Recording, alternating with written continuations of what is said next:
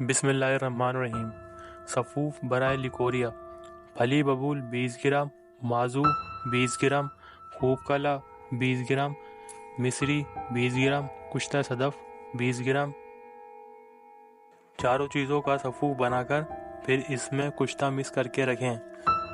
استعمال: خوراک: نصف چائے کا چمچہ صبح شام خالی پیٹ دودھ کی کچی لسی کے ساتھ۔